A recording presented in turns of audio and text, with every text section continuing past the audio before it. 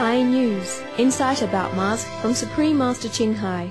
In a phone interview on January 15, after the discovery of the methane releases on Mars, Supreme Master Television conducted a phone interview with Dr. Michael Meyer, lead scientist of the Mars Exploration Program at the US-based National Aeronautics and Space Administration, or NASA.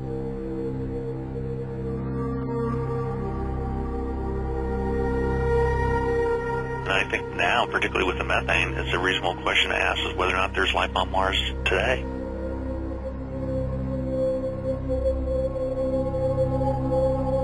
In the past, Mars may have undergone drastic climate change.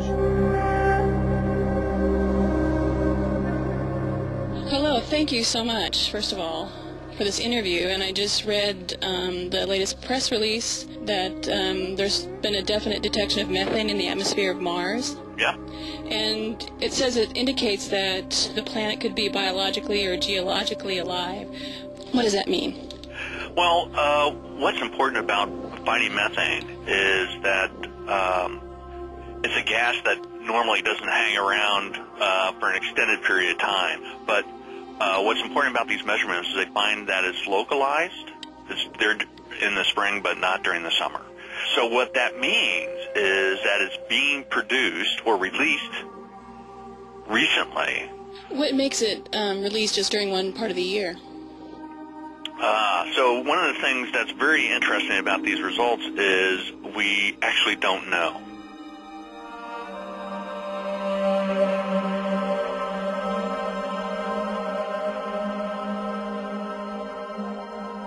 Supreme Master Ching Hai has spoken on several occasions about how Mars had taken a similar course of environmental and climate crisis as that of the Earth today. Wishing to know more of what happened to the so-called Red Planet, Supreme Master television staff in Los Angeles, USA invited Supreme Master Ching Hai to share her deep insights via video conference on January 18, including what lessons we may learn from our neighboring planet.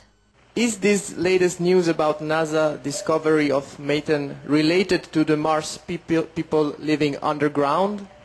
Could be, yes. Because they have to pump their methane gases from their activities from underground to the surface of Mars so that they can detox and purify the air that they breathe.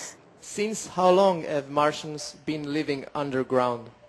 Since after the mass destruction on Mars, they have begun to live underground ever since then. Supreme Master Ching Hai also shared a message from the Mars people for Earth's inhabitants. They benevolently expressed their thoughts with the hope of helping us ensure our survival. There were two messages. The first one is from the Council of the People, and there are only two words from them. Be virtuous. And the second message is from the chairman of the people. He said, save your home before it's too late. Save your home before it's too late. That's what they say. We thank Supreme Master Ching Hai for her invaluable knowledge of our neighbors on Mars and for her great concern for our planet's future. We would also like to thank the people of Mars for permitting their message of goodwill to be shared with us at this time. May our swift embrace of a more virtuous lifestyle help save our wonderful planet and all its deserving earthly inhabitants. For more incredible and virtual insights on Mars, please tune in to Between Master and Disciples on Supreme Master Television for the full broadcast of this video conference at a later date with multi-language subtitles.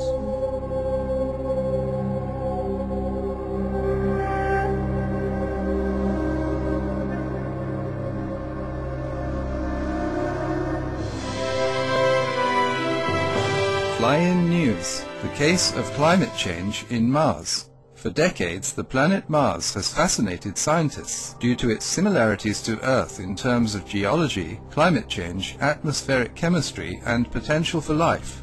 Recent detection of methane emanating from the ground on Mars has signaled to scientists at the US-based National Aeronautics and Space Administration, or NASA, that life on the planet is likely to now exist.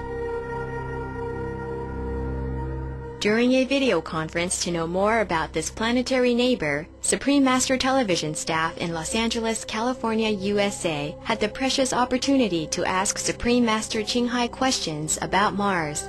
Through her deep insight and contact with Mars inhabitants, Supreme Master Ching Hai revealed some truths about their experience of unnaturally caused climate change.